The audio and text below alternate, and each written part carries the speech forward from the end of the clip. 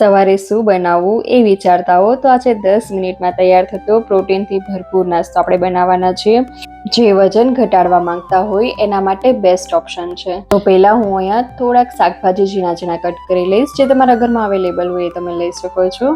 અને અહીંયા એક વાટકી મગ આપણે 5 થી 6 કલાક જેવું પલાળી લેવાના છે. જો તમારે સવારે નાસ્તામાં બનાવો હોય તો તમે રાત્રે પલાળીને રાખી દો, અને જો બપોરે ક્યાંય જમવા ગયા હોય પ્રસંગમાં તમે, તો ગરમીને તડકાના લીધે કંઈ ભાવ્યું ના હોય ને ઘરે આવીને કંઈ હળવો ખોરાક ખાવો હોય તો તમે એક વાટકી મગ પલાળીને જાઓ ને આવીને આ રીતે મિક્સર ગ્રાઇન્ડરમાં એ મગ નાખી અને એમાં એક મરચું અને બીજી મેં 3-4 ઝીણી તીખી મરચી લીધી છે, એનાથી તીખાશ મસ્ત આવશે, એડ કરશું. અને એક આદુનો ટુકડો અને થોડીક લસણની કળીઓ અને જીરું બધું થોડુંક પાણી નાખીને પીસી લેવાનું. ફટાફટી બની પણ જશે અને હેલ્ધી પણ છે. અને જો તમે વજન ઘટાડવા માટે ડાયટ ફોલો કરતા હો તો તમે સાંજે હળવું જમવામાં પણ આ લઈ શકો અને સવારના નાસ્તામાં પણ લઈ શકો.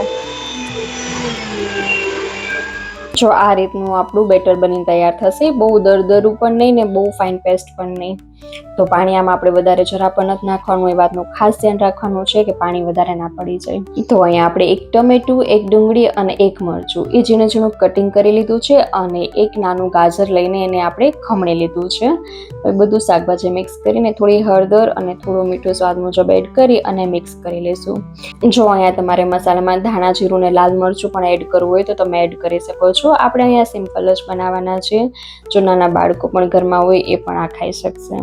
તો બસ બરાબરથી બેટર મિક્સ કરીને આ રીતનું આપણે થિકનેસ એની રાખવાની છે, બહુ જાડું પણ નહીં અને બહુ પાતળું પણ નહીં. આમાં પાણી આપણે એડ કરવાનું જ નથી ઉપરથી, બસ મગ પીસી અને ત્યારે જ થોડું પાણી એડ કરવાનું છે. હવે ગેસ પર આપણે, મારી પાસે નોનસ્ટિક તવો કે પછી ફ્રાય પેન હોય એ તમે લઈ લો, અને ગરમ થાય એટલે અડધી ચમચી જેટલું તેલ સ્પ્રિંકલ કરી લઈ.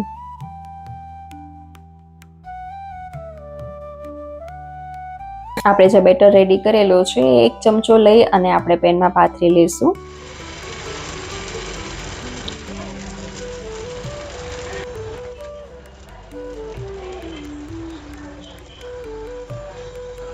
બહુ જાડો પણ નહીં અને પાતળો નહીં, એ રીતનું આપણે અહીંયા એને શેપ આપવાનો છે ગોલાકારમાં. અને કિનારી થોડી આડોડી થઈ ગઈ હોય તો એને આપણે તાવેથાની મદદથી ગોળ કરી લેશું અને ઉપર તલ સ્પ્રિંકલ કરશું.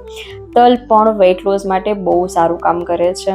અને હવે એને ઢાંકીને આપણે 2 મિનિટ જેવું પકાવી લેશું. અહીંયા આપણે ગેસની ફ્લેમ મીડિયમ રાખવાની છે. હવે 2 મિનિટ પછી આપણે ચેક કરી લેશું કે આપણો પુડલો પાક્યો છે કે નહીં.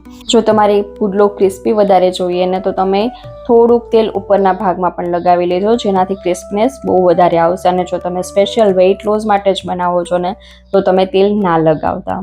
અને બસ આપણે ફ્લિપ કરી લેશું ને જોઈ શકો છો આગળનો ભાગ આપણો સરસ પુડલાનો પાકી ગયો છે. ને હવે પાછું ઢાંકણ ઢાંકી અને આપણે 3 થી 4 મિનિટ જેવું પકાવી લેશું. આ તમે બાળકોને નાસ્તામાં આપી શકો. અત્યારે વેકેશનનો ટાઈમ છે તો બાળકોને સાંજે ભૂખ લાગતી હોય છે, તો એને તમે આ બનાવીને આપી શકો, બહારનો નાસ્તો અવોઇડ કરી શકો. તો બસ જો આ રીતે આપણે 1-2 વખત ફ્લિપ કરી લેશું, બરાબરથી શેકી લેશું, થોડું ક્રિસ્પીનેસ ઉપર આવી જાય ને ત્યાં સુધી. અને જો રેડી છે આપણો મગના પુડલા. આ નાના મોટા બધાને બહુ જ ભાવશે. અને જો વજન ઘટાડવા માંગતા હો તો અઠવાડિયામાં 3 થી 4 વખત તો આ તમે નાસ્તામાં લઈ જ શકો. અને સાંજના ટાઈમે પણ હળવા ખોરાકમાં 7 વાગે તમે લઈ લો તો બહુ સારું રિઝલ્ટ મળશે આનું. અને જો તમે આને આ રીતે મોટા પુડલા પણ બનાવવા માંગતા હો તો એ રીતે પણ બનાવી શકો છો. તો આ એક રેસીપીના કેટલા ફાયદા છે. આપણે આને બહારથી થાકેલા આવ્યા હોય ત્યારે પણ ભૂખ લાગી હોય ત્યારે ફટાફટ બનાવીને ખાઈ શકીએ છીએ. તો છે ને એકદમ મસ્ત માઉથ વોટરિંગ અને હેલ્ધી નાસ્તો. તો તમને કેવો લાગ્યો એ કમેન્ટ સેક્શનમાં લખીને જરૂર કહેજો. અને જો વિડીયો ગમ્યો હોય તો વિડીયોને એક લાઇક, શેર અને ચેનલને સબસ્ક્રાઈબ કરવાનું ના ભૂલતા. આગળ મળશું નવા વિડીયોમાં નવી રેસીપી સાથે. ત્યાં સુધી આવજો, બાય બાય, ટેક કેર.